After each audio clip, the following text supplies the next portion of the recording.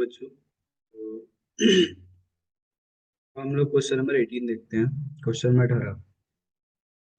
18 का solution. A hydrogen atom contains one proton and one electron. सही बात है। हाइड्रोजन एटम के अंदर उसके न्यूक्लियस में एक प्रोटॉन होता है, उसके चारों ओर एक इलेक्ट्रॉन रिवॉल्व करता है। May be assume to be electron revolve in a circle of radius 0.53 angstrom.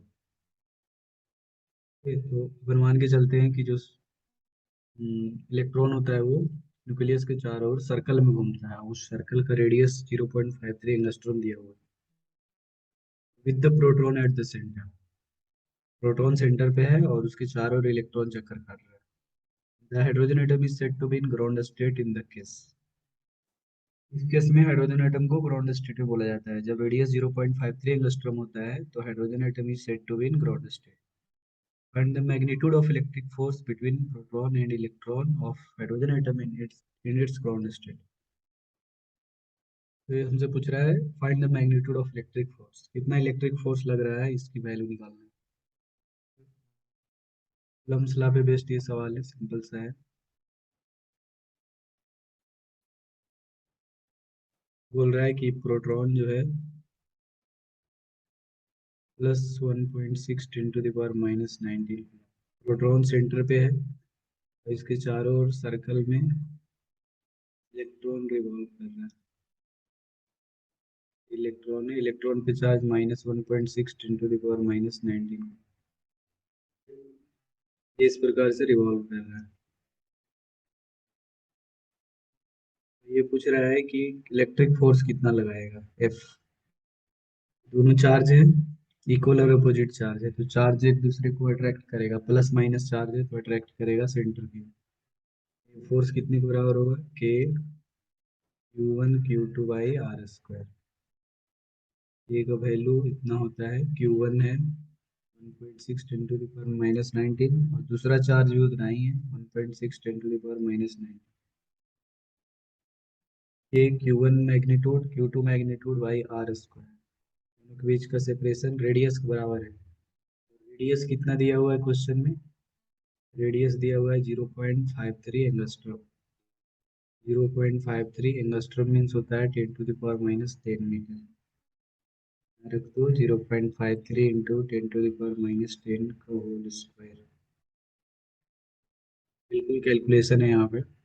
Calculate करोगे 1.6 गुना 1.6 2.56 into 9/0.53 whole square into 10⁻⁹ -19 plus 10 × 2। इसको जब सॉल्व करोगे तो आएगा,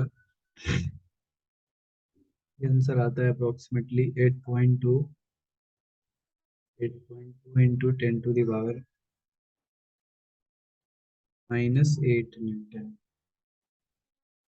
8.2 इंटू 10⁻⁻8 न्यूटन। ये question number 18, sorry question number 18। यही हमको निकालना था, फोर्स कितना फोर्स ये लगा रहा है। सिंपल फार्मूला है K Q1 Q2/r²। Q1 Q2 दोनों मैग्नीट्यूड इक्वल है, Q1 भी इतना ही है, Q2 भी इतना ही है। और R है डिस्टेंस बिटवीन चार्ज है, तो रेडियस के बराबर होगा। दोनों के बीच डिस्टेंस रेडियस के बराबर होगा। इतना न्यूटन का फोर्स लगेगा। Question number 18। तो इसी के एडजस्टेंट क्वेश्चन नंबर 19 है। क्वेश्चन नंबर 19 में बोल रहा है find the velocity of. Question number 19, find the speed of electron in the ground state. Speed पूछ रहा है, व्हाट स्पीड मीन्स ये velocity v equal to circular motion कर रहा है तो कितने का स्पीड से कर रहा है। तो हमको फोर्स पता है, ये फोर्स बराबर क्या होता है? Centripetal force. Centripetal force equal to क्या होता है? mv² सेंट्रीपिटल फोर्स हमारे पास कितना है? 8.2 इंटू 10⁻⁻8 न्यूटन। यही सेंट्रीपिटल फोर्स का काम करेगा। सेंटर की ओर लग रहा है ये फोर्स, तो ये सेंट्रीपिटल फोर्स बन जाएगा equal to mv²/r। Mass mass of electron, क्योंकि इलेक्ट्रॉन घूम रहा है ना चारों ओर। मास ऑफ इलेक्ट्रॉन होता है 9.1 × 10⁻31 kg। भी निकालना है, और बाई रेडियस, रेडियस है 0.53 एंगस्ट्रम इंटू 10⁻⁻10। यहाँ से इसको सॉल्व करना है। इसको जब सॉल्व करोगे तो v का वैल्यू अप्रोक्सीमेट आ जाएगा 2.18 इंटू 10⁻6 मीटर पर सेकेंड।